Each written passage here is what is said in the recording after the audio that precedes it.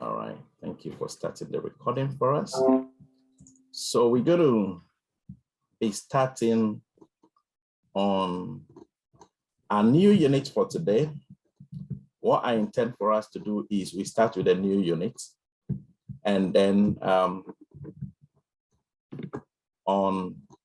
during our second session for this week, we will round up with the rest of the assignment for Unit 1. Is that okay with everyone? Yeah, so we can have a full session for this unit. Right. So this unit, Chris, sorry to interrupt. So in Unit 1, all the main LOs have been covered? All right, so that's what I just said now. I will intend for us to use this session, which is a 2-hour session, to look at this new unit. Okay. And then our next lesson for this week, which is the 1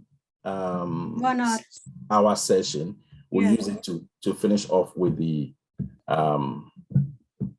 remaining part of Unit 1. Is that okay?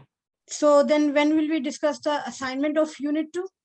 The assignment of Unit 2, we can finish that today, depending on how much questions we will have asked. If we don't have many questions coming, we should be able to finish everything on Unit 2 today.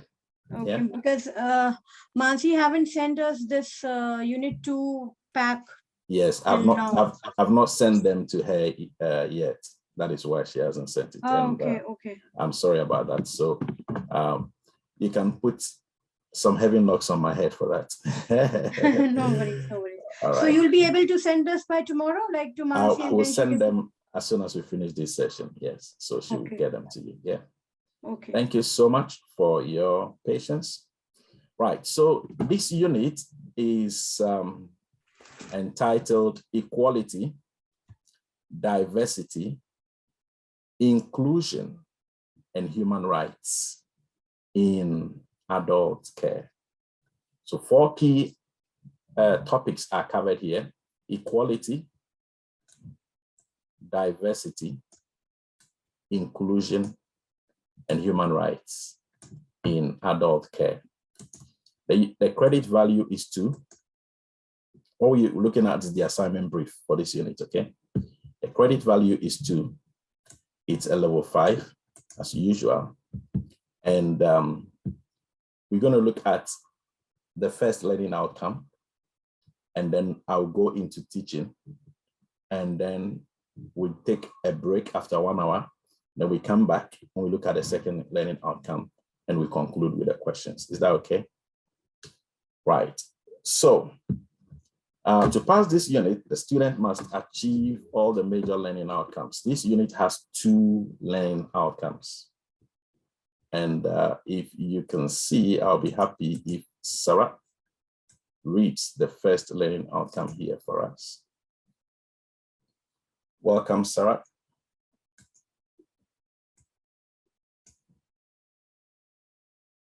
Sarah might be muted. Yeah. Okay. Would you like to take the first learning outcome for us, please? Can you see clearly? Okay, so while Sarah tries to get himself through, whoever can read, can see this, can read for us. The first point? Yes, the very first one. Understand how the legal, social, and historical context of equality, diversity, inclusion, and human rights plays to own role. Okay, so that's the first learning outcome. Understand how legal, when it says legal, it's talking about the law, the laws and the regulations that govern equality, diversity, inclusion, and human rights, how they relate to your role as a manager and leader in health and social care. So not only the legal, but also societal, the attitudes of people in society in relation to equality, diversity, inclusion, and human rights.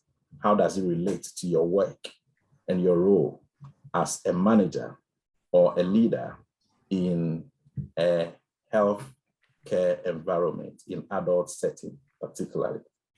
We have a scenario for this. We'll be looking at that later. And then the third aspect is historical context. When it says historical context, it's referring to how things used to be and how things are now. In relation to equality, diversity, inclusion, and human rights, a lot of things have evolved over time. There was a time when very many people didn't have rights. So when you think about people like Martin Luther King Jr. and all the things that he campaigned for and had those peaceful sections for leading people to campaign for the rights of Black people in the United States, that has brought about rights that have been upheld up till now. When you look at segregation in South Africa and how far, so those are just some examples, things that have to do with equal pay rights, because men and women were not receiving the same pay for same work being done. But laws have been passed, and these are all part of the historical context, so that now a man who is doing the same job and a woman who is doing the same job are entitled to equal pay without discrimination. That is part of the historical context. So how these three things, legal, societal, and historical context, relate to equality, inclusion, diversity, and human rights in your role as a manager of a care home or a leader in a residential home. Thank you. So let's take the second one, Lalita. Yeah, it's be able to lead a culture that promotes values and celebrates equality, diversity, inclusion, and human rights. And human rights. Thank you. So by the time we finish this session, each of us students should be able to lead in a way. Lead, who are the people you are leading? You are leading care workers, people who work under you and with you, looking after adults, to be able to promote a culture and value a culture, celebrate a culture that celebrates equality, diversity, inclusion, and human rights for all people. Okay, so those are the two learning outcomes we have for these units. So again, the unit aim is there, and going down very quickly to our scenario.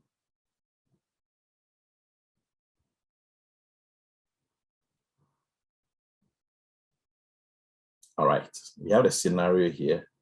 So Nina, could you please read the scenario for us?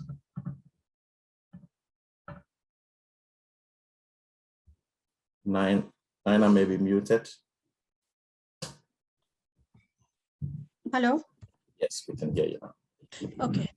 So the task scenario says, as the manager of Vision Care Home for Adults, you have been assigned the role of training new care and support worker in equality, inclusion, and human rights. In preparation for this training, prepare notes for the following task. Okay. So this is the scenario. So we are attempting these very units in the position of what? A manager of a care home for adults. Thank you for reading, Nina. And this vision care, like you have used this word in the previous unit and assignment also. Yes. So is this like the same thing that we have with the vision care homes and under the umbrella of our local councils? Yes. So in the first unit, we're looking at vision residential home for the elderly.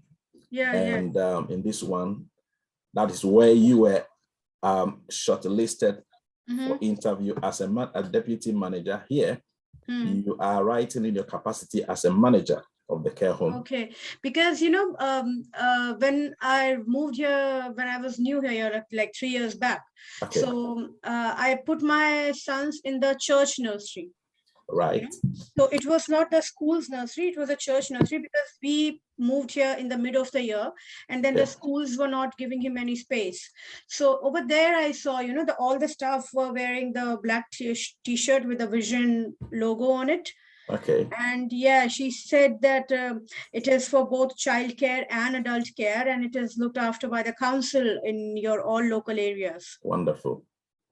Wonderful. So we can also relate these and use the council words and the words that we also come across in our daily lives. Yeah. Absolutely. You are very right. And thank you so much for sharing that with us. Right.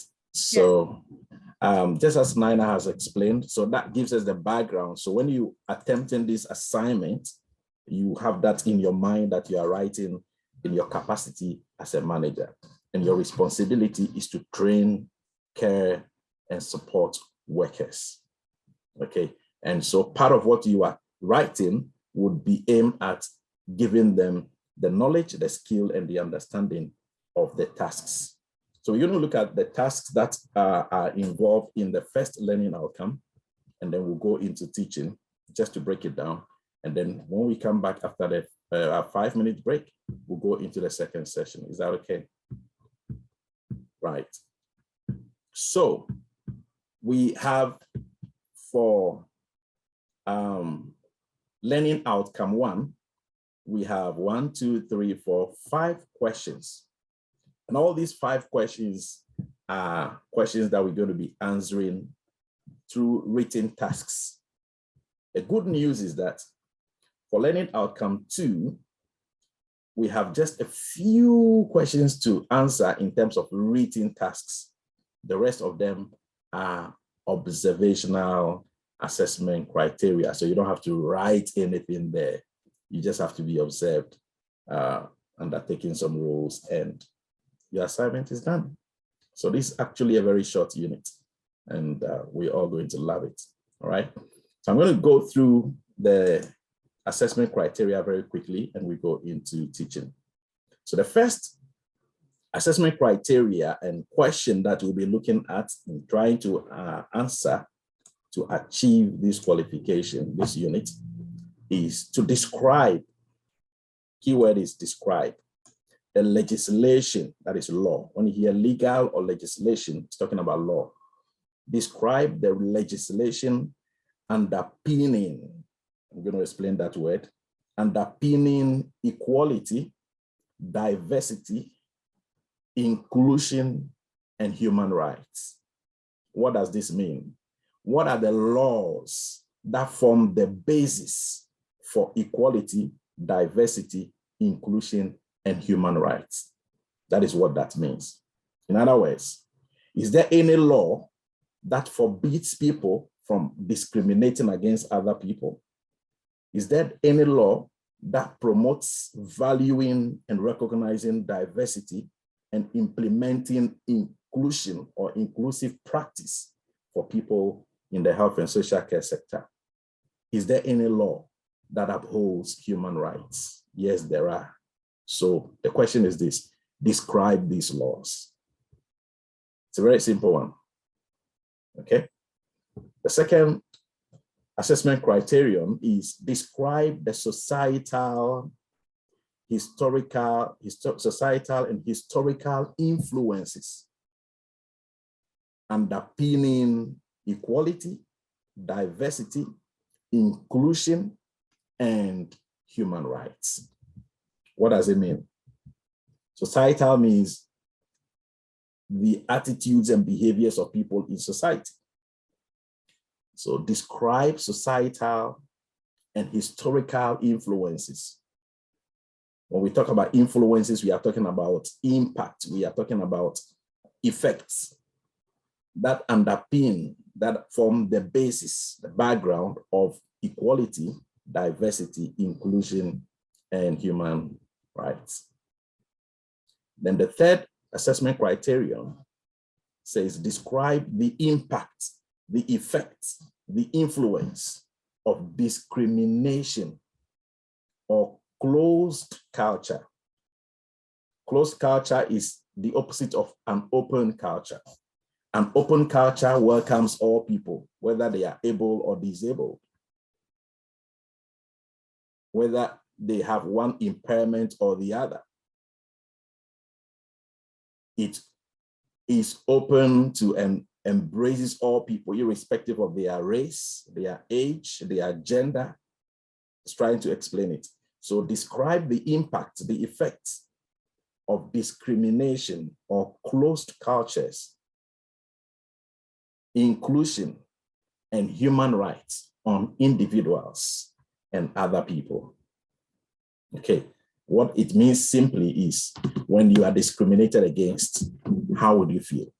So when people feel discriminated against because of their age, their color or race, or their gender or religion, how do they feel? How does that make them feel? What is the impact?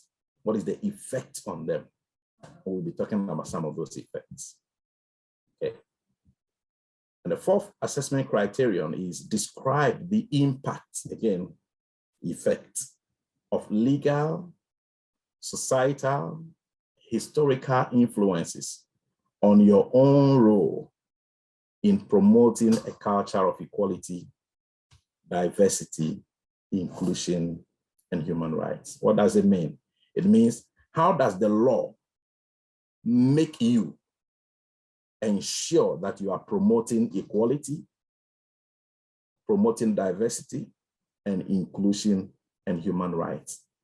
How does the law and historical context and all of these things influence you? How does it make you want to do what is right? Okay. And then the last one there before we go into the teaching is explain how your own values and other people's values, beliefs, and experiences can impact or affect practices and behaviors that relate to equality, diversity, inclusion, and human rights. So you see that everything is centered on equality, diversity, inclusion, and human rights. These four, that is the basis of this unit. And that's what we're going to be looking at. So I'm going to share with us the first PowerPoint presentation.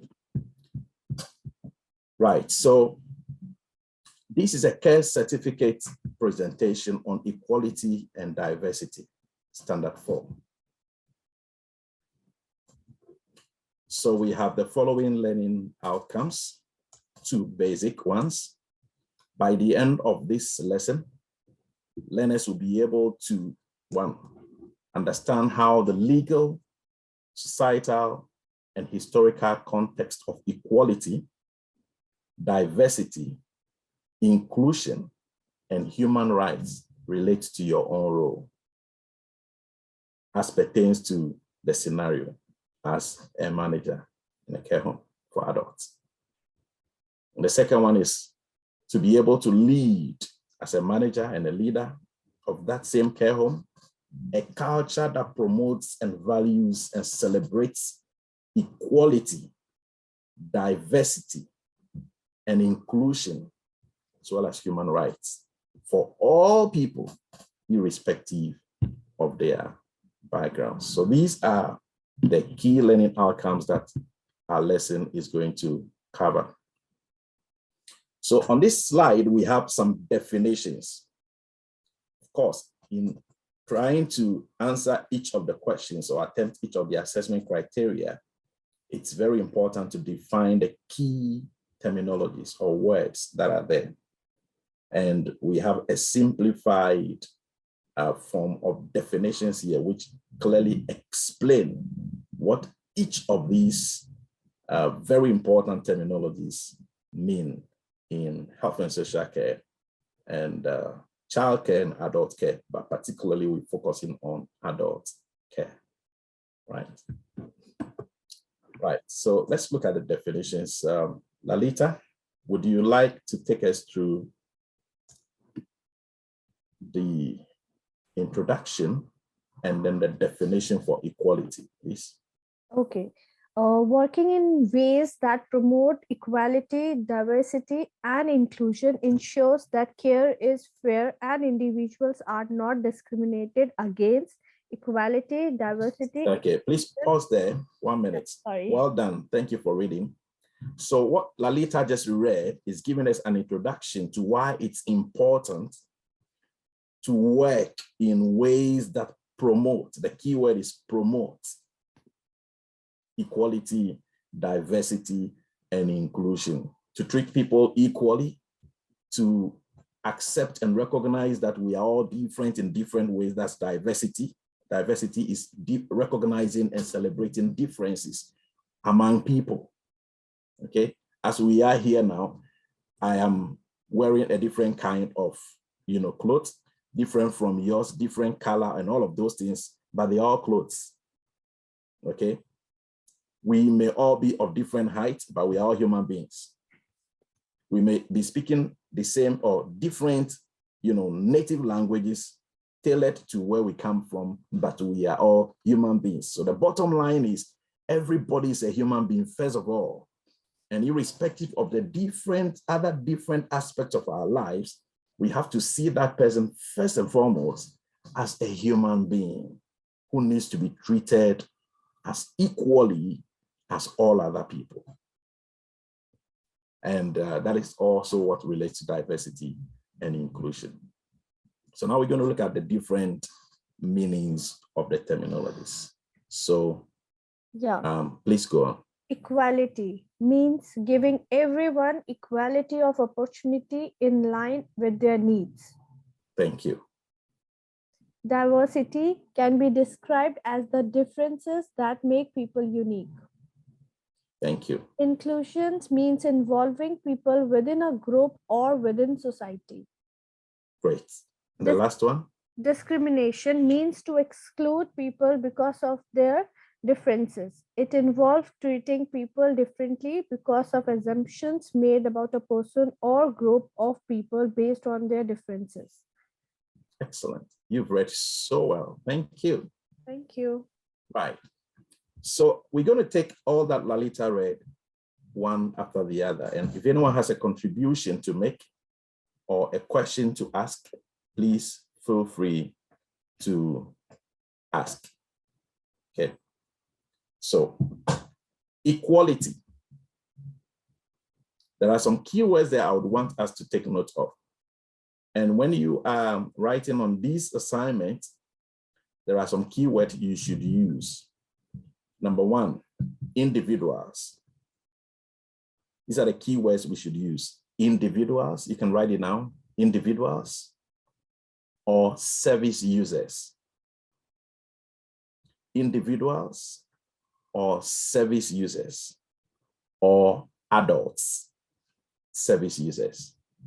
Individuals, service users, or adult service users. You can also use residents, because in a residential home, the adults and the elderly people who are looked after, they are called residents, okay, or service users. They use health and social care services. Generally, you can refer to them as individuals, okay? So equality means giving everyone, and in this context, every adult that we look after or we take care of, equality of opportunity. They should have equal opportunities according to their needs. That key word there is very important, their needs. The opportunity that is given to them, the equal opportunity that is given to the individual should be according to the individual's need. I'm going to say that again. So if I'm taking care of some adult service users in a care home, 5 of them don't have any physical disability. 2 of them have physical disabilities. And in the care home that they are living, there are about 6 floors. Okay, so it's a story building.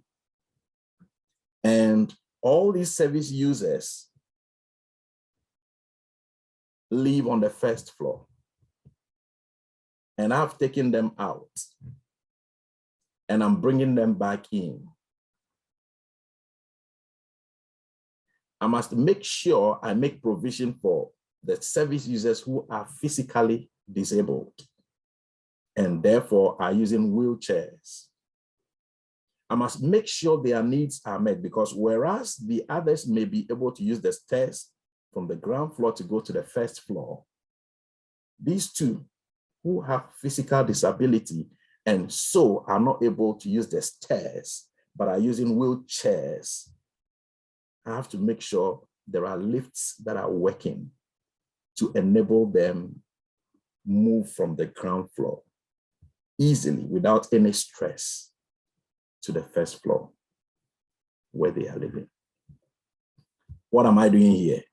I'm giving them equal opportunity to be able to move from the ground floor to the first floor where they live by taking note of and making provision for their need of not being able to use the stairs and making sure that the lift is there to move them upstairs. So equality has to do with the need of the individual. And because we all have different needs, that is why it's important to know and identify people's needs and treat them equally according to their needs. And I'm going to say equality does not mean treating people the same. No. And please don't write that. Don't ever write that. Don't ever write that in your assignment. And don't ever say that. Equality doesn't mean treating people the same way. No. If it's treating people the same way, I would expect the two service users who have physical disability and are using wheelchairs to use the stairs, just like the 5 other service users. That would be treating them the same way. I'm allowing them to use the stairs, but that is not equality. Equality is not treating people the same way. It means treating people equally according to their individual needs. Okay. Any question, please, before we progress? Or any Since contribution? Yes. it's adult care assignments and units that we are doing, can we also use some pictorial representation to demonstrate a point of view? Excellent. Absolutely. We can use that. Yes. So we are free to use that. And that, because we can get some good pictures for equality. Very good. That itself is quite explanatory. Absolutely. And so when we get those pictures, we may be getting those pictures from Google, isn't it? And let's make sure we put the references. Every image that we use, we have to show the source. And when I'm teaching on, I think, referencing, I think that would be during the assignment session, maybe in the next session this week. Yeah, because you were supposed to tell, at least brief us about that Harvard referencing, you know. That's it. That's true. So please remind me. I'll take note of that as well to cover how to indicate the source for the images that we take from Google. Okay. Thank you. Very good question, Raina. So that's equality, and I know everyone, when you are sleeping and we wake you up, what is equality? You can explain very easily, very simply. Right, let's go to diversity. So diversity can be described as the differences that make people unique. So when we talk about diversity, the first thing that should come to your mind is difference. It means all of us are different in different ways. However, we are all human beings. And the difference should be recognized and celebrated. The difference should not make me hate the other person because the person doesn't look like me or the person doesn't talk like me. No. The difference should make me see that, oh, there is something unique about that person that I can learn or that make all of us so different. Okay? So the differences should be recognized, number one, and celebrated. So diversity simply means recognizing the differences and celebrating the differences among people. Then inclusion. Inclusion simply means including everybody, not excluding anyone. So it means involving people within a group or within society, irrespective of their background or their need. They shouldn't feel excluded. They should not feel, no one should feel excluded. Whether the person is physically disabled or has one kind of need or the other, they shouldn't feel they are excluded. They should feel included. So inclusion is also called inclusive practice. It is also called inclusivity. They all mean the same thing. And the fourth one there is discrimination. Before we go to the definition of discrimination, let me explain. Where there is equality, there is no discrimination because everybody feels treated equally. Everybody feels their needs are being met. Everybody feels their voice is being heard. Now, where there is no equality, there is discrimination. And where there is no inclusion, there is discrimination. So always remember this, where there is no equality or where equality is not promoted and where inclusion is not promoted, there is discrimination. But where there is no discrimination, then it means there is equality. So what then is discrimination as read by Lalita? Discrimination means that's for people, somebody to be discriminated against or feel discriminated against. It means to exclude those people because of their differences. They are excluded because they are different. Okay? So the person doesn't speak your language, and so you don't treat the person well. Somebody thinks you look different, and so they don't treat you well. Somebody thinks you have a different religion, and so they don't treat you well. Somebody thinks that you are a woman, and so they think because you are not a man, you shouldn't receive the rights that men receive when they are doing the same kind of work. And that is why laws came into being to make sure equality is in place. So discrimination means excluding people because they are different, and it involves treating people differently because somebody is assuming, making assumptions about the person or the group that they may belong to.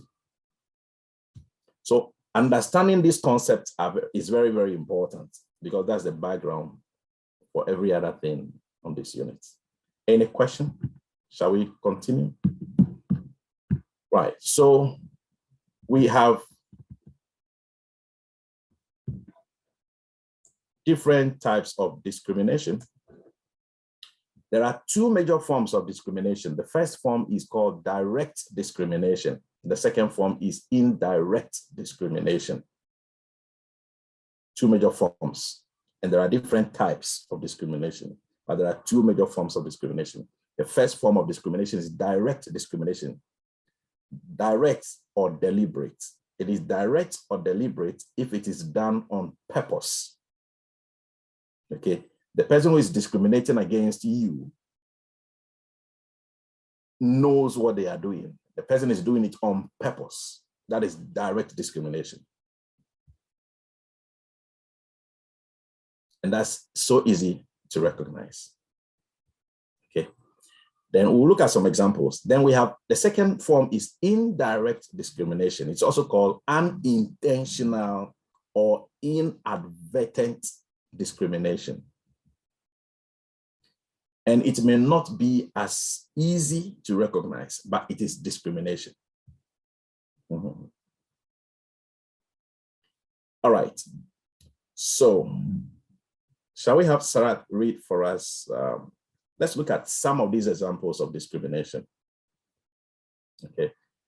Sarat, please read those 4 examples of discrimination for us on the left. Activities organized in a place without wheelchair access. Meals are only served between 8 a.m. and 5 p.m. Complaint forms are only produced in English. Smaller portions of food are given to women than men. Thank you. You read very well. I like your voice in reading, you know. Yeah. You can work very well for BBC, you know. Yes, so you're welcome, sir. These are just some examples of discrimination when activities are organized in the care home. And where the activity is organized, there is no wheelchair access. There is no ramp for people who are using wheelchair to be able to easily, or powered scooters, to be able to easily have access to that premises. So it's only people who are able to walk or go by other means to get there who may be able to get there. So what happens to people who are physically disabled and they are wheelchair users? They will feel what? Excluded. And they will feel they are not included. So they will feel discriminated against. That's discrimination. So number two, let's assume in this care home that you are working, or in the residential home, meals are only served between 8 a.m. and 5 p.m. How do you think that can be a problem that will arise and bring about discrimination? Anyone?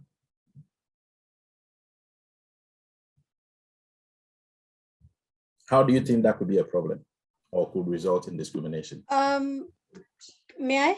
Yes, please, Naina. Yeah, if we are particularly talking about the adult care center, Yes. so this could be a problem because as the people are aged, so they might be having some different requirements for their diet and for their meal times. Suppose the person needs the meal at 7 just after the medication, or, you know, it could be anything, because these are the vulnerable people that we are looking after, right?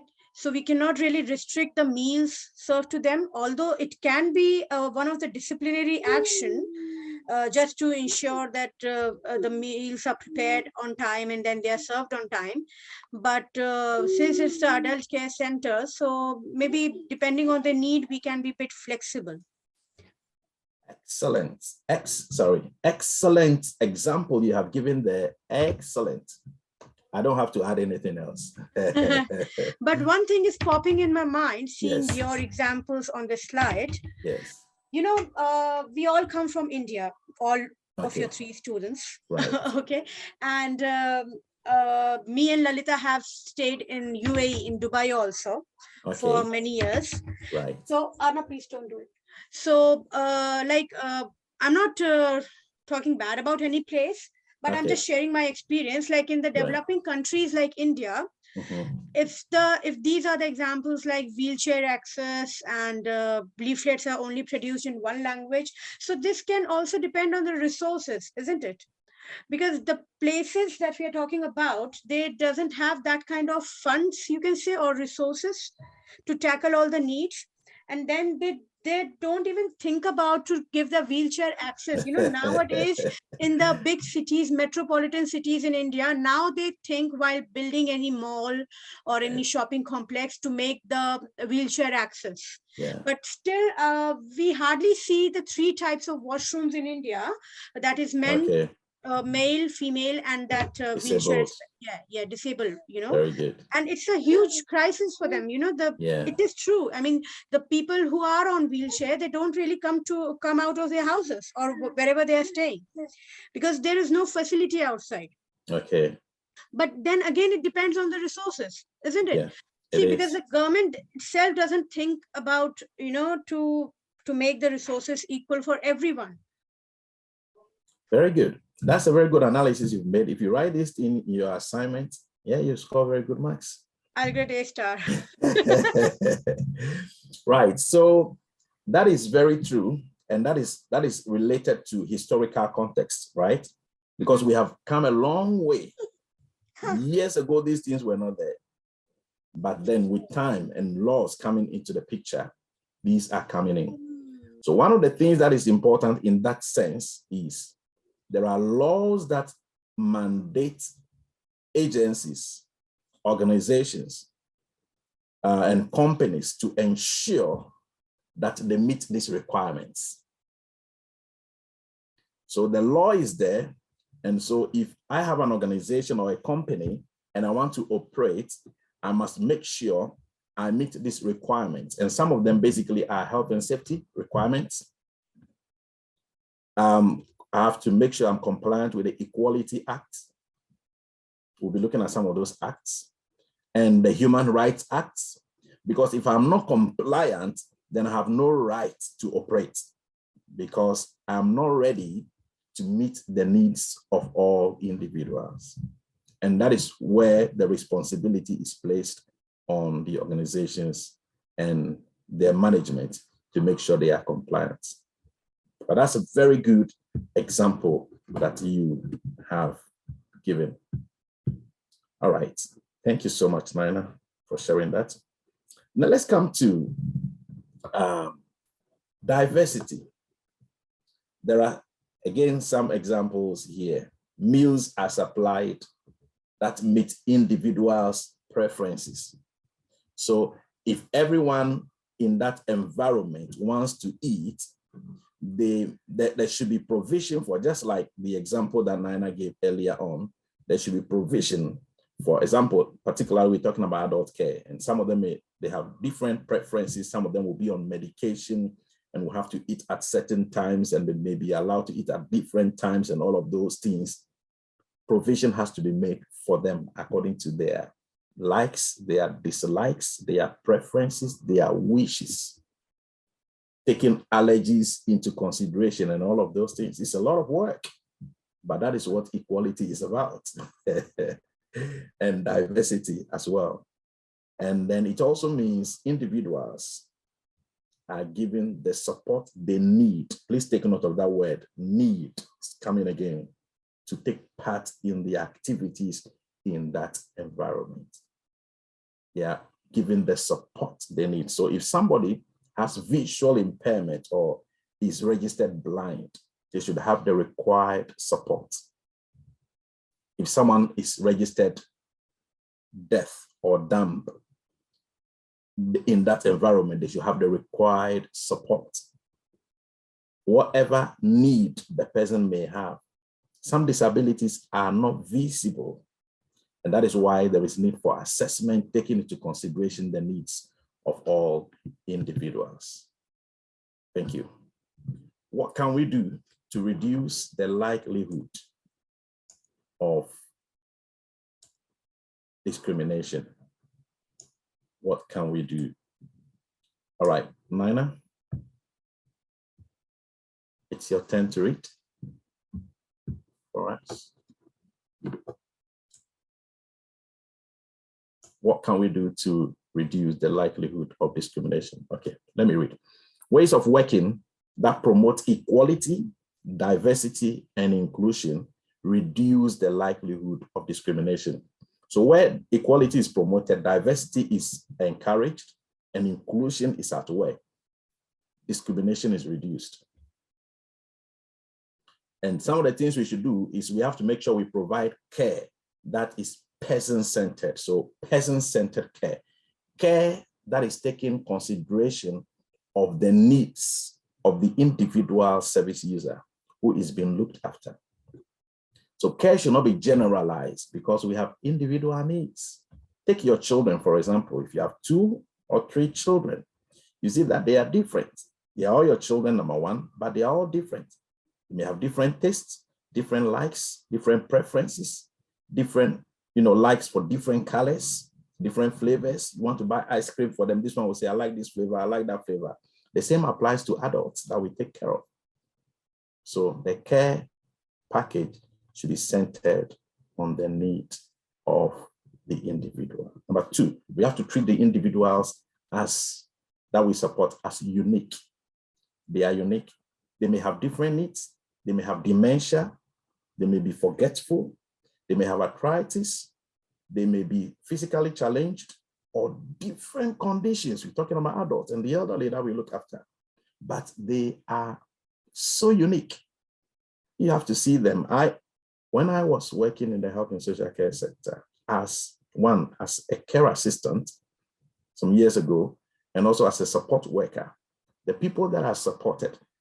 When I go to take care of them, some of them were elderly men, elderly women. Some of them, I see them as my mothers. I see them as, oh, this person could be my mother. And so the care and the support that I give to them, I go all way out of my, I go beyond taking it just as a job and make sure I give them the best of care in the best possible way. I just think this person could be my mom, this person could be my dad, this person could be my uncle. And I just do that. So they are unique. They have needs, yes, but they are unique. And then we have to work in non-judgmental ways. We don't have to be judgmental. The person may not look like us, yes. You may not like the person by seeing the person, yes. But we have to provide them the care that meets their needs without judging them. The world around us is very, very judgmental. And people see you and pass judgments on you, have different assumptions about you. But as healthcare professionals, no, we don't have to do that. We have to be very professional in all we do. We have to follow the agreed ways of working. And this is very, very important. Agreed ways of working is working according to the laws, the regulations, the policies, and the procedures. That's agreed ways of working.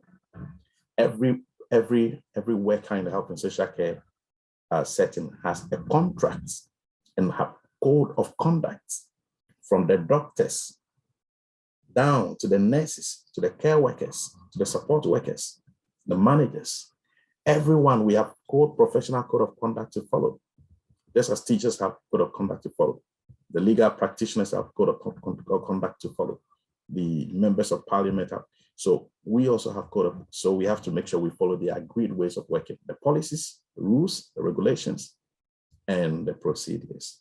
Then we have to work in inclusive ways, work in a way that includes takes into consideration the need of every service user in the care home or in the care setting without discriminating.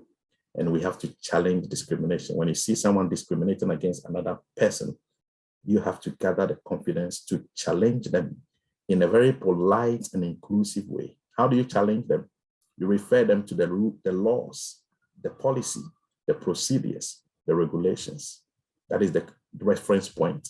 So no, according to the law, this is wrong. This is not right. So you are not taking it personal. You are referring the person to the policy of the workplace. Because if it's not challenged, people will think what they're doing, even though it's wrong, they think it's right because no one is challenging them.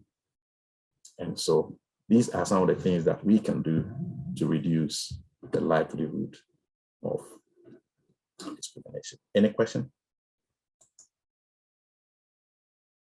Okay, so this answers one of the key questions we have, the law, the legal framework, legislation. These are some of the legislations that promotes equality, diversity, inclusion, and human rights. The first one that we have, the Mental Capacity Act. The Mental Capacity Act. This protects people who do not have the capacity to make their own decisions. So maybe the person has mental health problems, cannot speak for themselves, cannot defend themselves, cannot advocate for themselves, and they need to depend on people for their care. They should not be taken advantage of. They should not be abused. They should not be discriminated against. If anyone discriminates against them because of their state, the person will be prosecuted because they are covered by this law. So this law protects them. So the law is there to make sure the right thing is done, especially in relation to vulnerable adults and children. Then we have the Equality Act. And please, when you are writing about the law, make sure you bring the year in which the act was enacted. Without the year, it is not complete. So all these legislations relate to equality, diversity, and discrimination. The second one is Equality Act 2010. It makes it unlawful or unlawful to treat people unlawfully because of protected characteristics. We're going to talk about these and over again until we finish this unit. Protected characteristics. What are protected characteristics? Who wants to share with us what protected characteristics are? Okay, there are 9 protected characteristics. We're going to cover them that are the basis on which no one should be discriminated against. 9 protected characteristics on the basis of which no one, it is illegal, it is unlawful to discriminate against people as an employer or as a worker in a health and social care setting. To discriminate against anyone on the basis of any of these 9, you'll be in danger of facing the consequences of the law. One of them is age, then gender, then we have sexual orientation, we have religion. There are 9. We'll look at them. So no one should discriminate against anyone on the basis of that, either employer or staff. And Equality Act also protects those associated with individuals who have protected characteristics. So that you are associated with someone with a protected characteristic, like gender reassignment. And so someone says they will not give you a job which you have right to do or are qualified for, and you are discriminated against on that basis, this law will protect you. Then we have at the top there the Human Rights Act 1998. This sets the basic rights of every human being. It says here in the UK because basically it's operational here. There are some countries that don't recognize it, but it's changing now, and it's been advocated for in many countries across the world now. Okay. And then we have the Care Act. The Care Act introduces the well-being principle and makes care and support clearer and fairer for all people. It is law. Then we have the Health and Social Care Act. That's also a very big one, the Health and Social Care Act. It aims to give individuals a greater voice in their own care. So in this case, now people, the care package that is drawn or formulated for people has to be done according to the people's views, opinions, preferences. They should know, they should have a say in their own care. So nothing is forced on them. It has to be according to their needs and their preferences. These are just some of the key legislation or legal basis that underpin equality, diversity. So in your assignment, if you write about these 4, explain them or describe them depending on what the command word is, and you give examples, you've done your work. Any question? We'll be taking a break after this. Any question? All right, if there's no question, shall we have Lalita read for us, please? The Code of Conduct. The Code of Conduct for Healthcare Support Worker and Adult Social Care Workers includes the following principles. First, be accountable.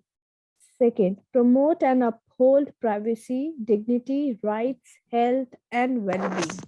Third, work in collaboration. Fourth, communicate in an open and effective way.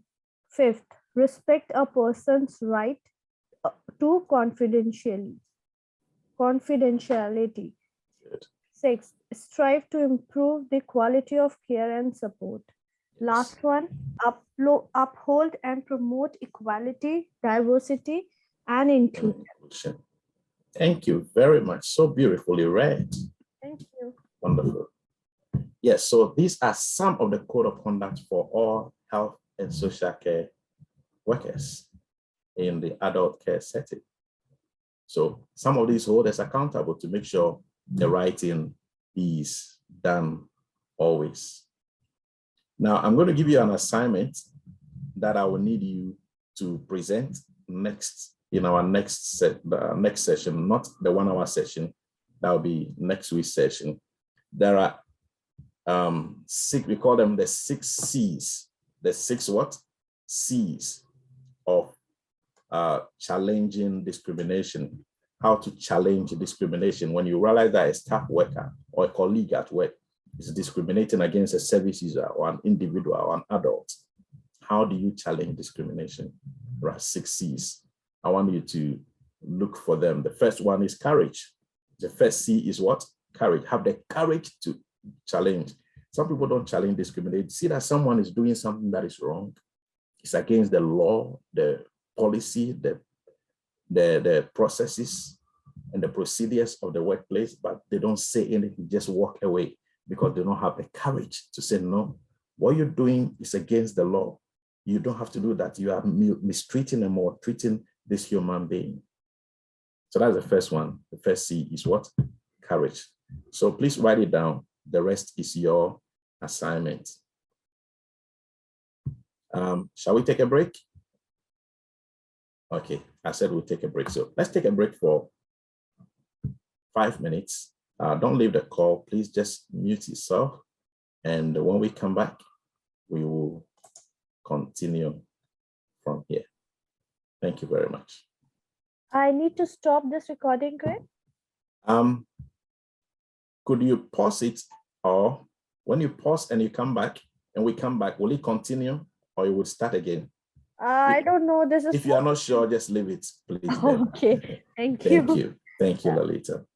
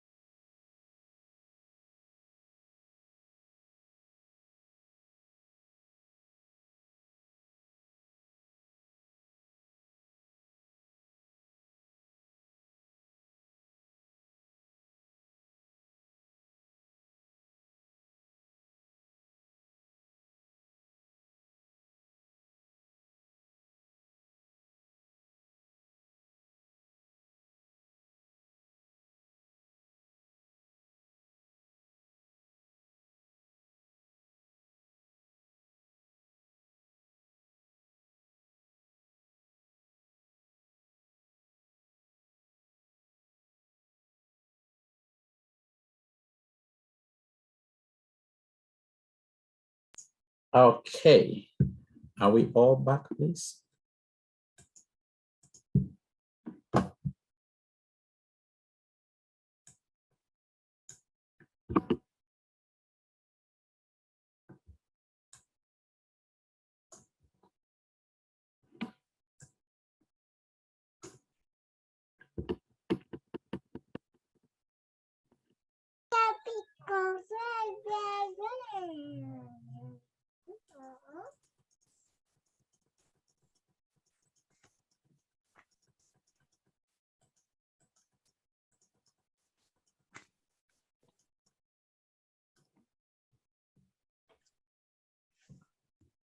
Please, are we all back?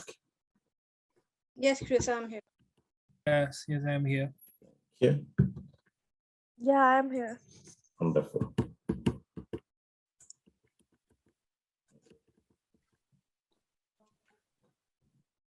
Right. So let's do some knowledge check. Let's see how we can all identify. This is not an exam, it's not a test. We just want to see what we think. All right, so knowledge check. Working in ways that promote equality, diversity, and inclusion will help reduce the likelihood of which of the following?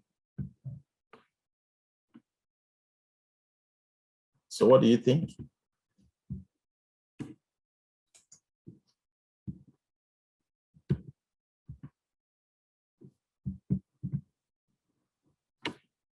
What do you think will be the answer? Working in a way that promotes, look at all these equality, diversity, and inclusion. It will help reduce the likelihood of which of the following? What do you think?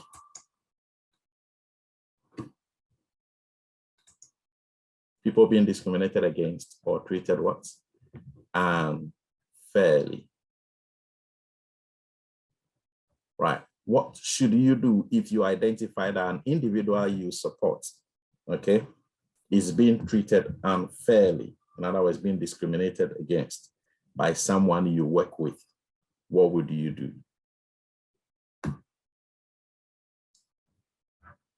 You should treat the individual in the same way. Is that the answer? You should discuss the treatment with your manager, or you should report your colleague to the police or for breaching the Human Rights Act, or report your colleague to Skills for Care for breaching the Care Act. Which one would you do?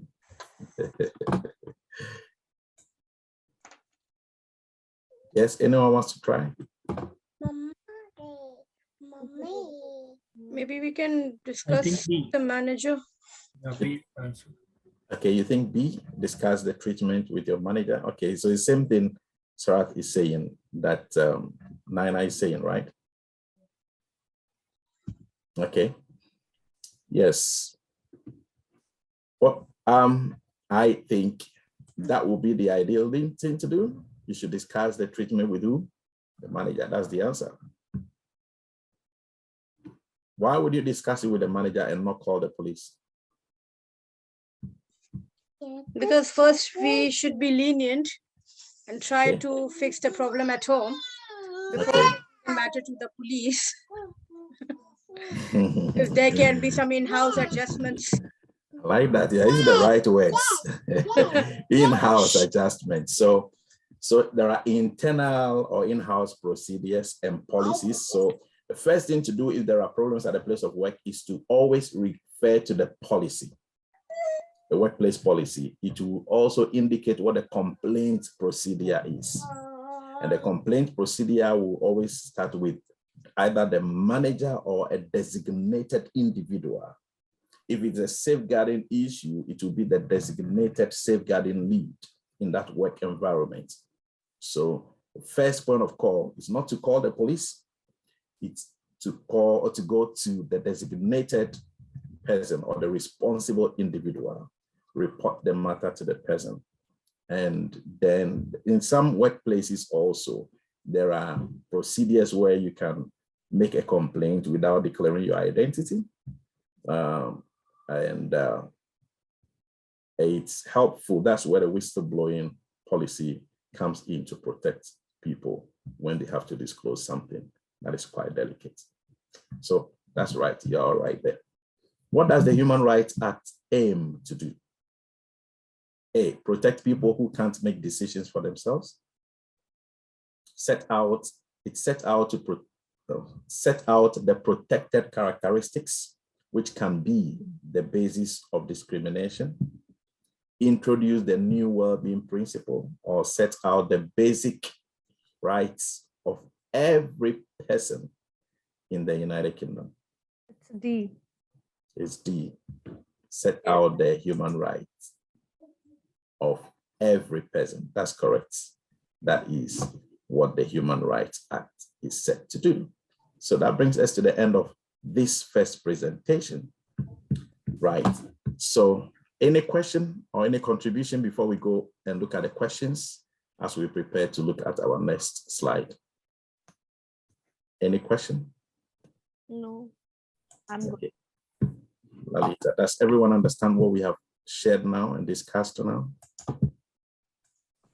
Yes, So, it's a quite short unit, I guess.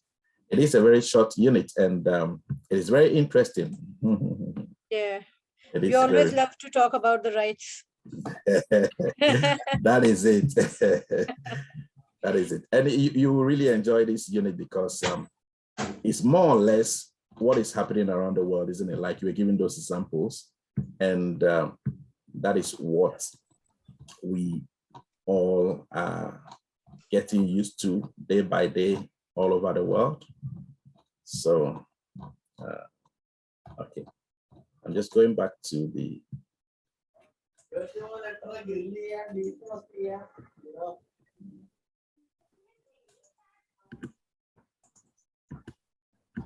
Okay.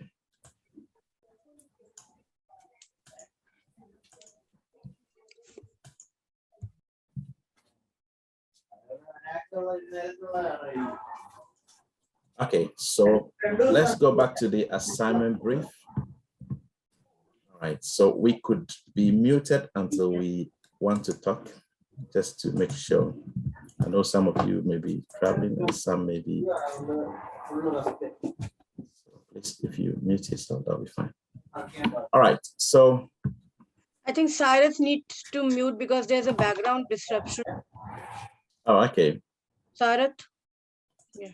I think he's muted. Yeah, it is. Thank you. Yes, so let's look at questions we have here. Some of them are quite straightforward. You can easily answer them, and some of them I need to explain. But if there is any difficulty, let's look at it together. Right, so the first question is, describe the legislation underpinning equality, diversity, inclusion, and human rights. Can everyone answer that one? That's when we look at the laws, the four: Equality Act, Human Rights Act, and all the others. Remember, it's all there for you. Okay, that's what that one means. Second one, describe the societal and historical influences underpinning equality, diversity, inclusion, and human rights.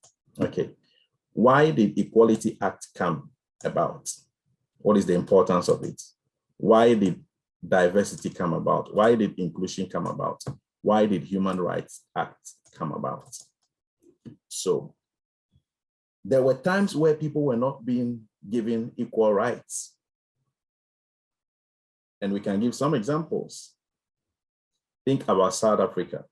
Think about the United States. Think about India. Think about the United Kingdom. Anyone wants to give an example or just point out one thing? There were very many things happening around the world. And then people started fighting for their rights. The most recent is now in the UK. There's something called Pride. What is Pride? It's equal rights for the LGBT community. That's it. It's the most recent historical context or influence in relation to equality, diversity, inclusion, and human rights. Years ago, these things were not there. And who knows what is coming next? What other community might pop up? Yes. That is why at the end of that one, you have plus. It means there are others to come. You see, so there were times that all human beings were not considered equal on the basis of the skin color. Yes. And people had to fight for those rights. Yeah, that was the apartheid moment there. Thank you. Yeah. And there were times But that how is it related to the adult care? Because these are the very broad concepts that we are discussing about. There Yes. can be the library of books on this. A lot. Yeah, so how we can pin it in some few papers on adult care? Because how is it related to adult care? It's related to adult care because adults have a lot of needs. Okay, aging, there is a unit I teach, it's called Care of the Elderly. Elderly people go through a lot of changes. They have the physical changes, the emotional changes, the mental changes. All of those changes happen in their body. And it's something, when we look at our grandmothers and our grandfathers and our great-grandmothers and great-grandfathers, we'll understand that. As they age, the body begins to lose its hold. And they become like babies again. When we were like babies, everything was being done for us. They will bath us. They will clean us when we go to toilet. They will feed us. They will carry us. We are dependent on our parents and our aunties and uncles, for those of us who come from areas where that support system is there. So when people are growing, they become again like babies. They lose sight, they lose hearing, and so they have to have hearing impairment. Some have what we call arthritis. They can't eat, they can't move their fingers, they can't do, so they have to be fed and all of those things. And with all these changes, sometimes it's so easy to look down on them. If you don't have the mentality that I used to have, I always see them as, no, this could be my mother, this could be my father, this could be my uncle. And it helps me have empathy and compassion in providing the care and support that I'm paid to offer, which some people were not doing. Some people were there just to get the hours to pass and they get their money and go. They don't do it with all their hearts. But that is one of the things that the law is there to do, to make sure we do the right thing, as well as the code of conduct. So that is what this unit is, this question is talking about. What are the described as societal, what has changed in society that has brought about equality, diversity, inclusion, and all of those things? That's what this question is about. So here you will delve a little bit into history and the history of humanity that has brought us this far. These are the exact questions, or the questions are different? No, these are exact questions we are answering. So we are answering the question right away. So all the contributions you are making. So this time you haven't highlighted them in like light blue color, in previous assignment? I will do that. Okay, so these are the only 5 questions we have to answer in these. No, not the only 5 questions. I can see that you are really going ahead. There's 2.1, 2.2, 2.3. 2.3 says describe the impact. Impact is always effect or influence of discrimination or closed culture inclusion on individual and others. Let me ask a question here. Have you faced discrimination before? Any of you? All through your life, have you been discriminated against before by anybody? Hey, there are a lot of angels here. No one has discriminated against you before. Really? It's not exactly discrimination based on our you can say ethnicity, but I can say it was like kind of favoritism. Okay, in favor of you? No, or against you? Against me, like because the person who wants to promote was already somehow related to him. Okay. You know, so it was the discrimination, but not based on indirect discrimination. Yeah, it is, but like not based on the ethnicity, maybe like I'm Indian or something, nothing like that. Okay.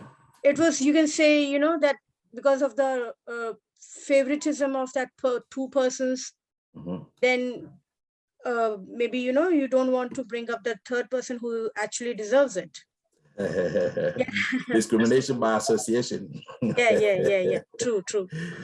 But other than that, I had a very small incident experience, like many years back, around 12, 15 years back, when I was in Europe, in Italy.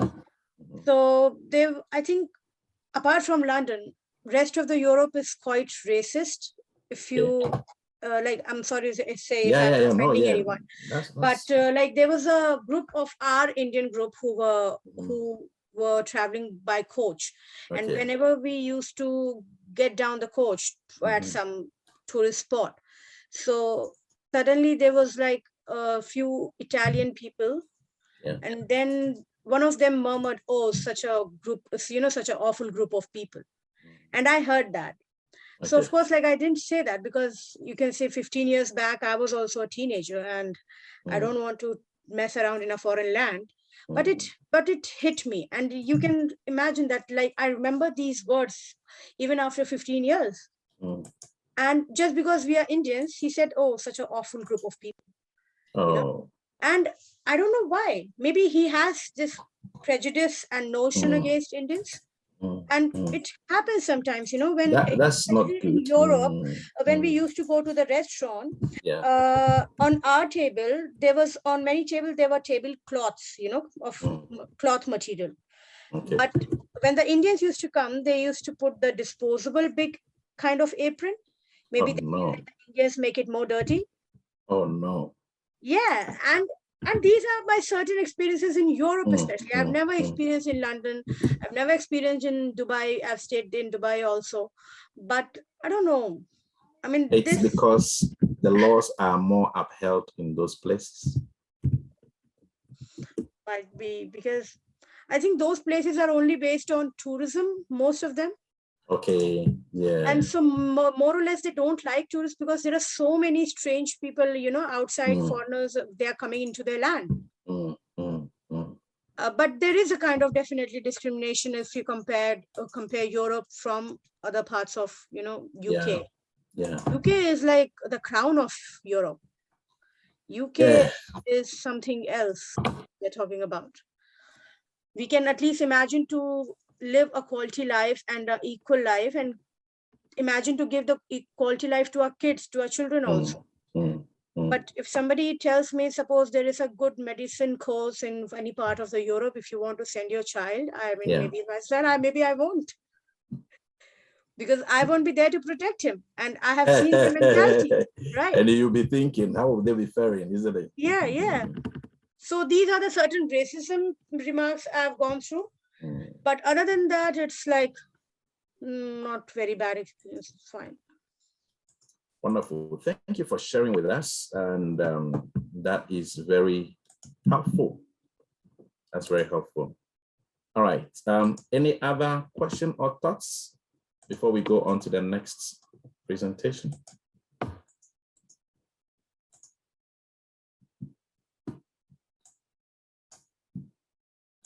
Shall we go on then?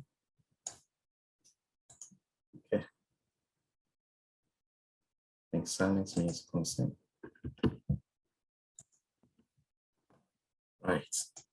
So, okay. Oh, sorry. Let's look at the remaining questions there, and then, we go on to the next presentation. So, where were we? The impact of the legal 1.4. Describe the impact, that's the effect of legal, that's the law, societal, historical influences, things that influence on your own role in promoting a culture of equality, diversity, inclusion, human rights. Over here, you have to use the first person singular, I. What makes you to be able to promote equality? How does the law, and which law makes you? The legal, so you're taking them one by one. The legal, how does the law make you to do the right thing? Taking from the examples that Nina has just given to us. In those parts of the world, we don't want to talk about that anyway, just limit it to care environments. How does the law, places where they don't uphold equality and diversity and discriminate against people, is because the law is not effective. People don't fear the law and the law is not enforced. In places that Nina has mentioned, including the UK, the law is enforced, and so people are afraid to do the wrong thing, and they always want to do the right thing. So that's the first one, legal. Number two, societal. How does a society make you want to always promote a culture of equality and diversity and inclusion and human rights?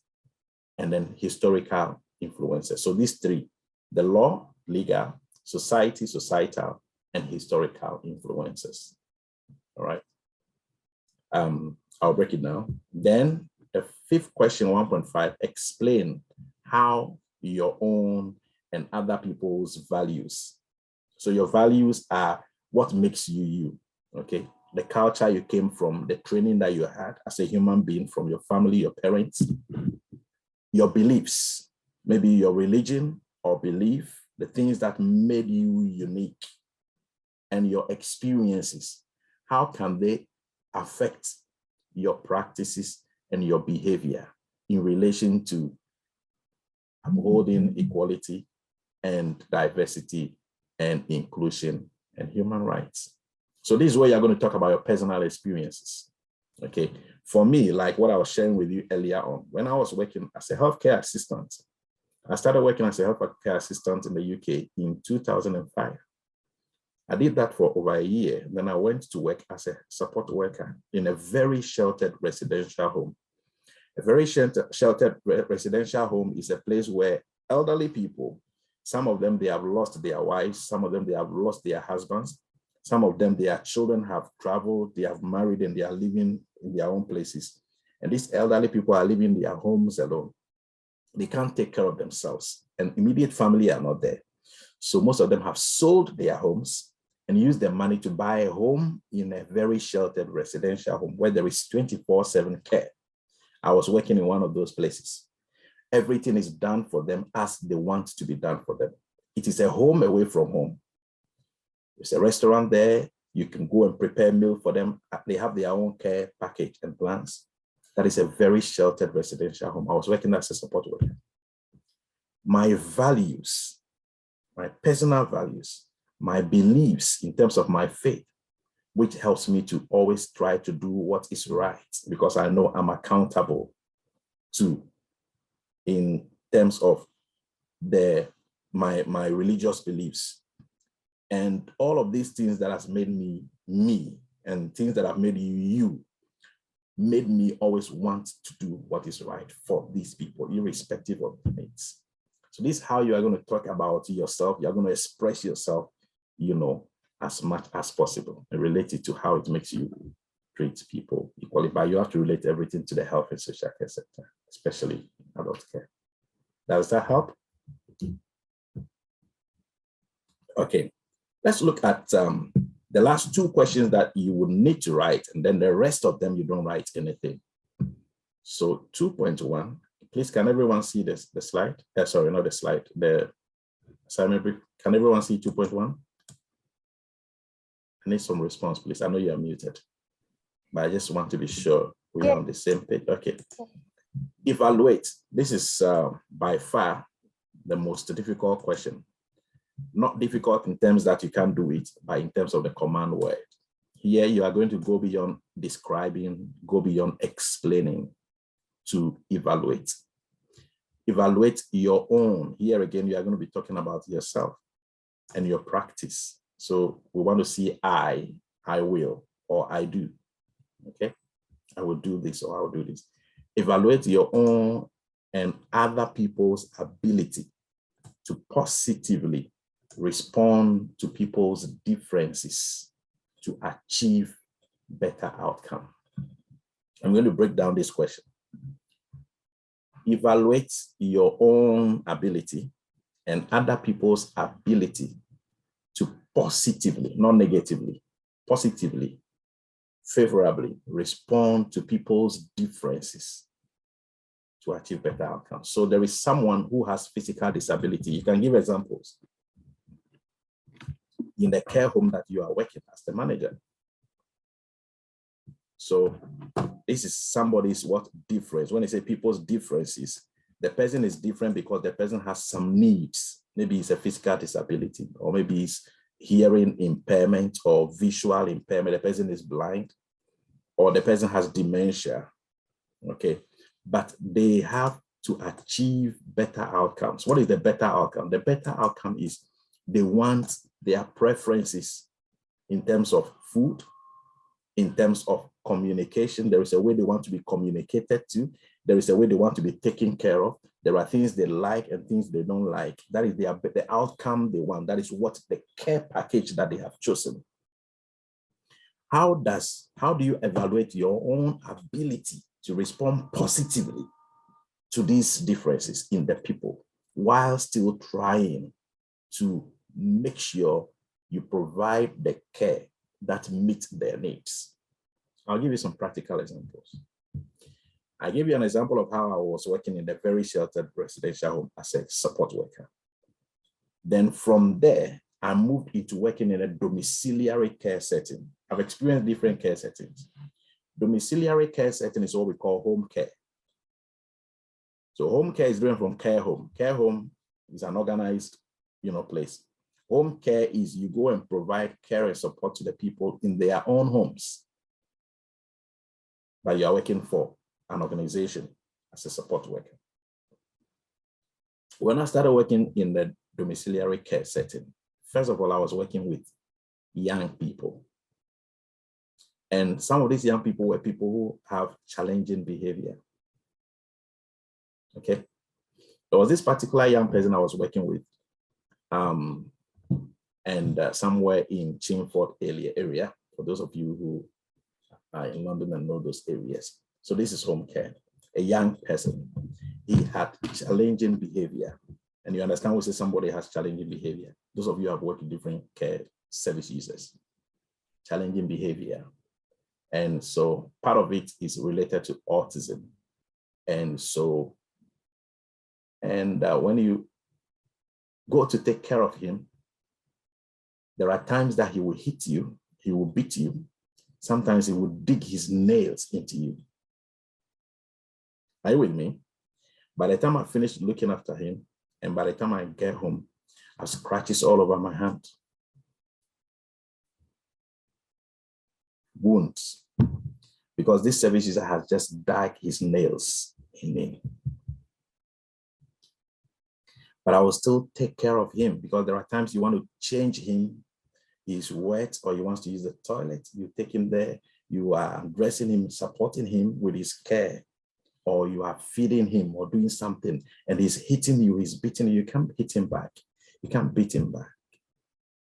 This was in 2007. What happened? He had some differences. The differences were his basic needs. He was autistic, he had challenging behavior. He's somebody's son. He needs to be taken care of. He can't take care of himself.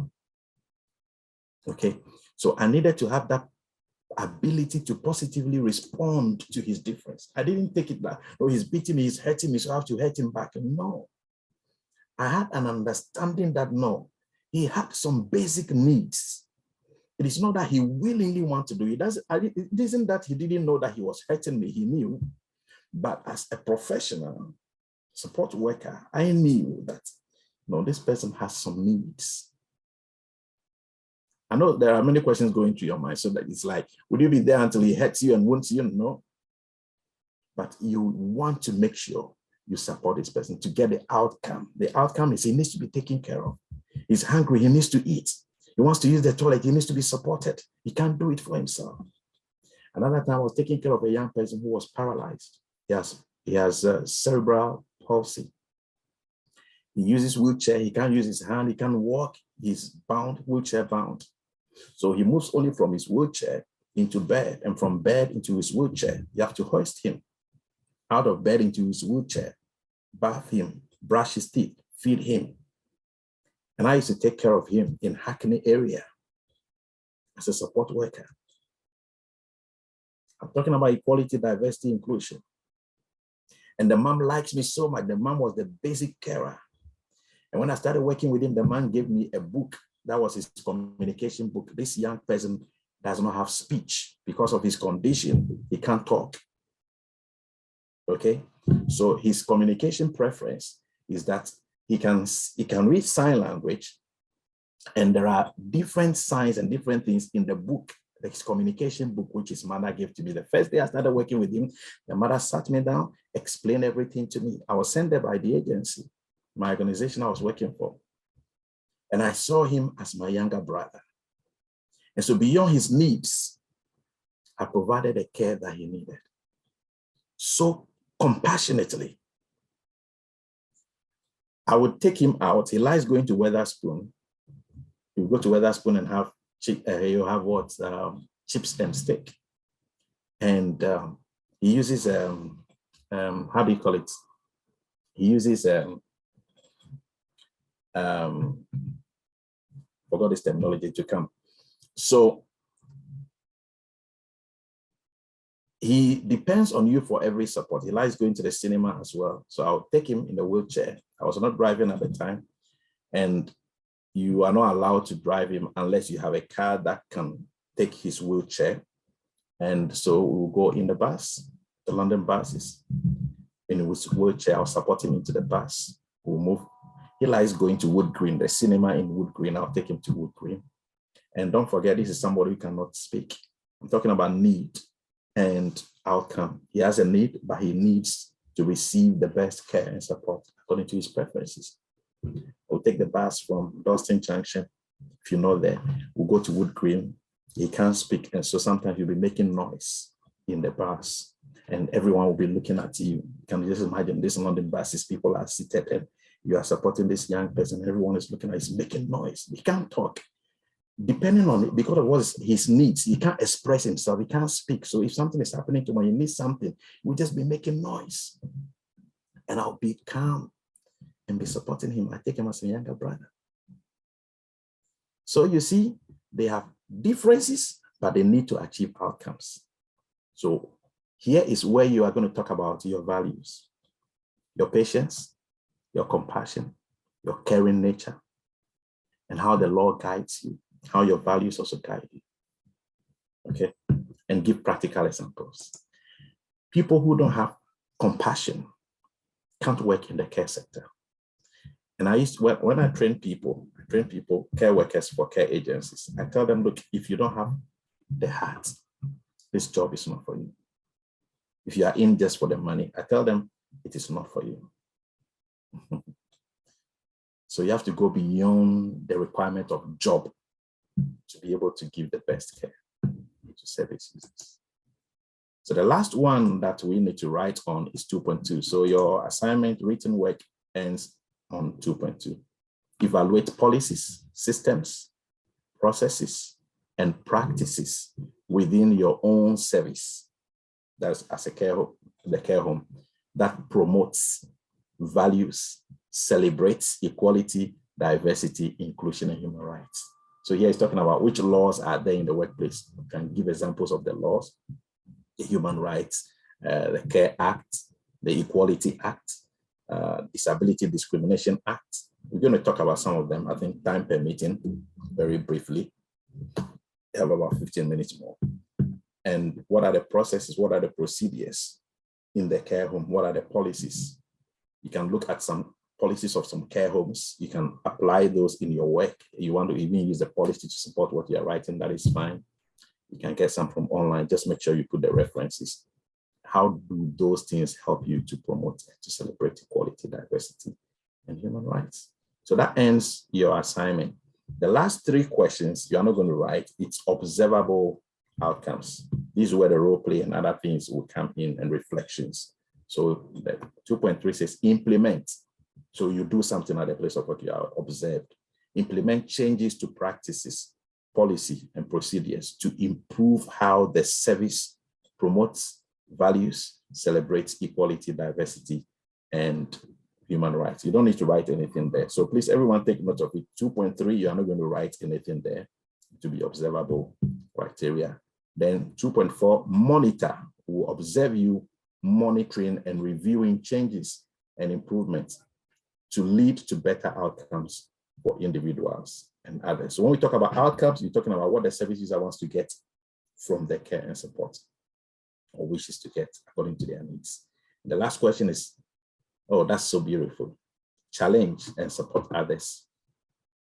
To challenge, you challenge discrimination and support others to challenge discrimination, harassment, and exclusion in ways that are likely to achieve change and promote positive outcome. This is what I was talking about earlier on. So you don't challenge discrimination harshly because the person is not going to take it kindly, but we do it politely. We're going to look at some of that. So if there's no question, we can use the next 10 minutes to look at the next slide. That ends this unit. Is there any question, please, or contribution? All right, so this is the last slide for this unit. I told you this unit is a simple unit that we will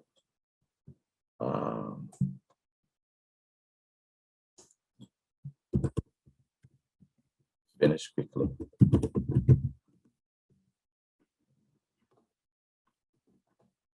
Okay.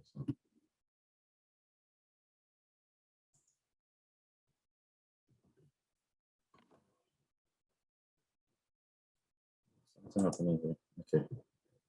All right. Okay, please, what can you see? I think I'm having some challenge. Okay.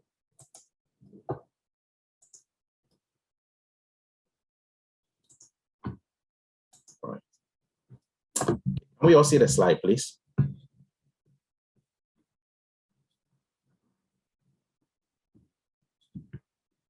Let me know if you can see. Okay. Yes, we can see. All right, thank you. So this is a supporting slide, the presentation 2, in relation to what we've covered earlier on. So this says unit 3. Level 3 is level 3. That should be level 3. So here again, there are some pair and group work here. We're not going to do that because of time. We have definitions. These are some of the codes of conduct. We're not going to go into them. Dignity, we have to promote the dignity and the rights of the service users, fairness for all service users. Empowerment, what is empowerment? We empower them to be able to make complaints and reports when they are being mistreated, maltreated, or abused by any staff. Don't forget they are elderly people, so they may be threatened, but they need to be empowered to speak out. We have to promote equality. It's part of our code of conduct. Promote diversity and inclusion.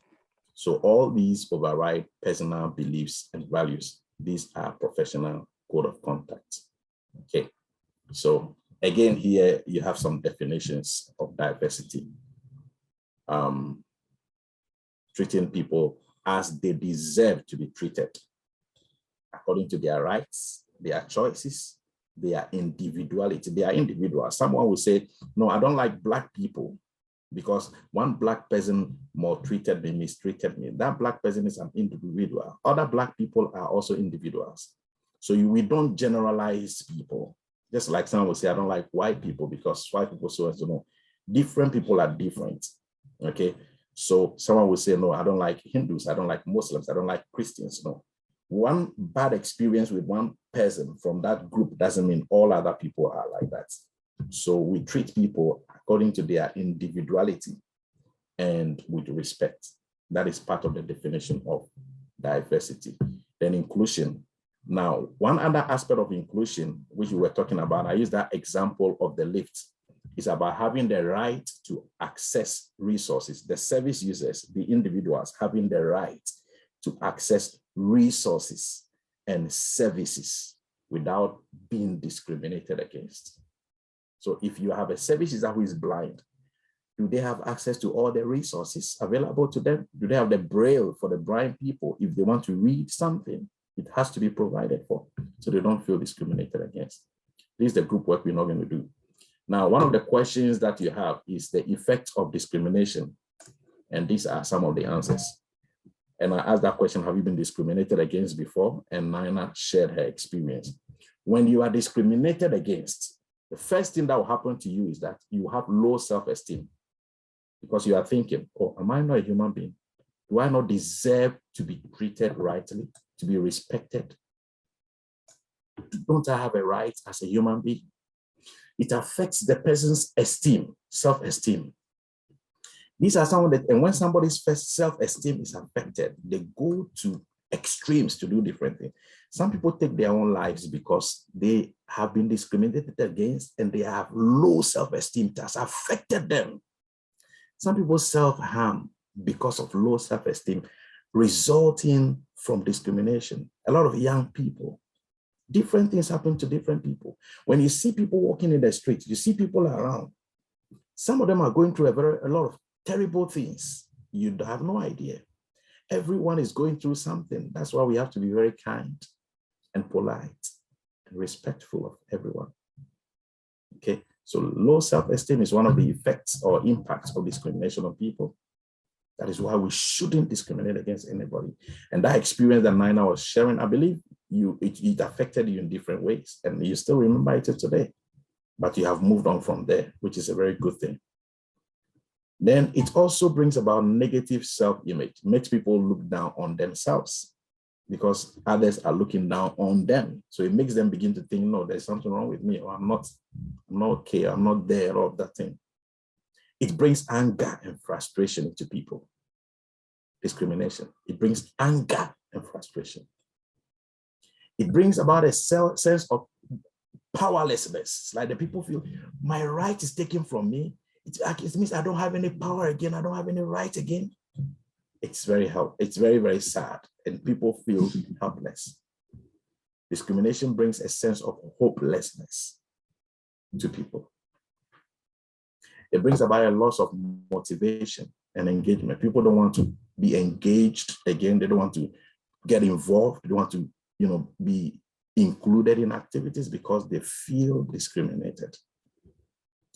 This is inclusion or inclusive practice. It means working in an inclusive way that celebrates diversity and promotes equality. So these two terminologies are very important when you're describing this. The diversity, you recognize and celebrate or embrace diversity, and you promote and value equality. Okay, these two are important. So how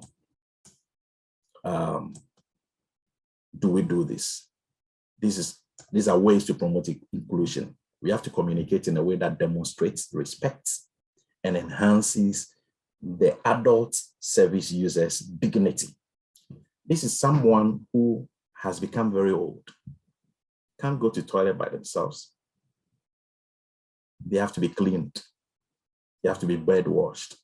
Some of them have to be fed. There was this service I was working with in a care home when I was working as a care assistant. He had problem with his fingers and his hand, arthritis. Can't open the palm like this. Can't hold anything. Had to be fed. One of my roles there, whenever I go to work, was to feed this service user. It was a white woman. And sometimes she can hit you and pour things on you. It is not her, it is the condition of her health. You see, so I was talking about dignity. Whatever support we give, in spite of their condition, they are people who have lived their lives and now they are old. We shouldn't look down on them. We have to respect them and enhance or promote their dignity. Then we have to use person-centered approach, recognize their individual uniqueness and support their rights to make choices. You don't just give them what they want, what you think they want. No, we have to ask them. So there are times that I'm referring to 2005, 2006, when I was working as a care assistant. After bathing some of them or giving them assisted wash and dress, I have to bring clothes from their wardrobe and ask, what would you want to wear today? This or that? What am I doing there? I'm promoting choice. They have colors, preference for different colors for different days. I don't just assume that this cloth is in the wardrobe and they may have to wear this. No, even our children, you ask them, what do you want to eat, isn't it? You give them choice. You ask them, what do you want to have? And they tell you what they want to have. It's the same that applies to these elderly people that we look after. Sharing and using information in a way that upholds their rights and follows confidentiality procedures. We have to maintain confidentiality for them. We have to empower the individuals to be able to speak out when they feel someone is maltreating them, mistreating them, or abusing them. Because some of them are abused sexually, some of them are abused financially, people steal from them, some of them, different things happen to them, but they need to be empowered to know that they can speak out. We have to ensure that they can make choices about their own lives because it's their right. We don't make all choices for them unless they don't have the mental capacity. Then the Mental Capacity Act protects them. We look at the Mental Capacity Act. We have to allow people to do things they can do. This is what we call promoting independence. Some of them like to do things for themselves. When you remember your grandmothers, your grandfathers, or our mothers and our fathers, even though they are old, sometimes they want to go and walk in the garden. They want to do this. You say, oh no, mommy, let me do it. They say, no, they want to do it. Why? They want to feel active again. So things that they can do by themselves, let's allow them to do it while we look on to make sure they don't fall and they don't get hurt. Okay, I'm going to stop here so that if anyone has any question, but all the points are here. There is one on supporting others to, what is that? Supporting others to challenge discrimination. Okay. Okay, how to challenge discrimination is here. This whole question is answered for you. The purpose must be to bring about change, not to challenge the individual and fight with them, have argument with them. No. How do we challenge it? One, we must be positive in addressing the issue. We must be constructive. We must do it in a way that enables mutual learning. That the person who is discriminating against the other person, we have to do it from the point of the law and the policy. Maybe the person doesn't know that what they are doing is wrong. Oh, it's against the policy of this workplace. It's against the law. Politely referring the person to that will help the person to learn something and not to do it again. We have to do it in a respectful way. We have to do it to improve the practice at the workplace. We have to do it to enable inclusion and continuous improvement. We do it by asking these questions. Why? Why did you do this? What did you do? Who was involved? How? So in writing, sometimes in presenting the complaint, your manager will ask you, or the designated person will ask you, can you put it to writing? So you write what happened, you write who was involved, you write how it happened as you were told, you write when it happened, the date and the time. All this must be in your reporting in terms of challenging what happened. Okay, these are the 9 protected characteristics. I'll end on this one. All the 9 protected characteristics are covered in the Equality Act 2010. It covers this. These are the protected characteristics. You can't discriminate against anyone on the basis of their age, that they are too old or too young. So they will know you not give them work or you exclude them from something. No, it's against the law. People should not be discriminated against on the basis of their ability or disability because they have disability. No, it's against the law. And it was happening. That's why disability was added to it. People with disability were not allowed to work, were not given work because employers thought that their output will be low compared to people who have ability in terms of physical ability. And gender reassignment. Someone maybe was born a male and wants to become a female and changes their destiny. And so because it was not historically, so you can bring historical things in here. So people were frowning on that, and it was affecting people who were not being accepted in community, in the society, and even work. The marriage and civil partnership, you know about this, right? We gave some examples. Pregnancy and maternity. Women were being discriminated against because employers thought that, okay, so if I have a woman who is expecting and takes leave, then it means for that whole period that a person is going to be, on leave, giving birth and taking care of the child before returning to work. I have to be paying and, have to hire another person, all of that. And then it was included in this to make sure women's rights are protected in relation to pregnancy and maternity.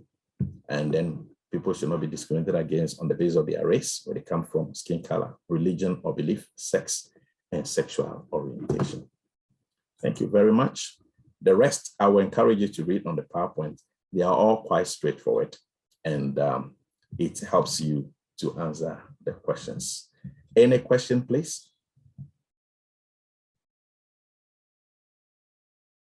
Is there any question from anyone? Yes. Yes, Naina. Yeah, Chris, we were told by Mansi that the assignment first unit submission will be on 22nd, that is Friday, I think. I don't know, this coming Friday, basically, she gave us the date. But I requested her that since mostly we'll be discussing the assignment thing every Wednesday. Yeah. So I told her to make the cycle every Wednesday. And I think this unit 1, few things are still left, the last portion. So I would request that this coming Wednesday, we can complete the leftover discussion of unit 1. And then by 29th of June, that is Wednesday again. So from 29 June, we'll start submitting the assignments, if it's fine with you. Okay, thank you for raising that. Yes, so I had a discussion with Mansi in view of the learning outcome 2 that is yet to be completed. Yeah. And so she agreed that we will need to extend the submission date. So that will be taken into consideration. Because maximum by 29 June, Wednesday, if we are able to submit unit 1, I think Lalita will also try her best to submit the unit 1 on 29 June, because she told me that after this 29 June, she'll be flying, I think on 1st for 10 days. All right. Yeah, so that'll be taken. That'll be taken into consideration. Okay. Yeah. Thank you very much. Any other question? Does everyone understand this unit? It's quite straightforward, isn't it? Yeah. It's a very exciting unit, and everyone can do the assignments once you receive everything. Yeah. So don't forget the last 3, you don't write anything. That one, you leave it. That will be observable, and that will be taken care of later. Yeah. Okay. Thank you. Thank you. Yes, Sarah, thank you so much. And it's been nice having you here, and we'll see you on Wednesday. Okay. Wednesday, 7 to 8. Thank you. Have the unit pack today next week is 6 to 7, isn't it? Yes. Yes. Wednesday, 6 to 7, yeah. Oh, okay, fine. All right. Yes, we can have the unit pack today or tomorrow? Then you get it today. Okay. I will send them to Mansi today as to when you get it. Yeah, I think she'll send tomorrow because it's 12:30 in India now. You are very kind. Thank you so much. Fine. All right. Thank you, Sarah. Thank you, Lalita. Thank you. Thank you, Chris. You are wonderful people. Yes, it's been a wonderful time. Thank you. Thank you. Bye. Bye-bye. Lalita, please, you could end the recording. Yeah, sure. Thank you. Yeah. Bye.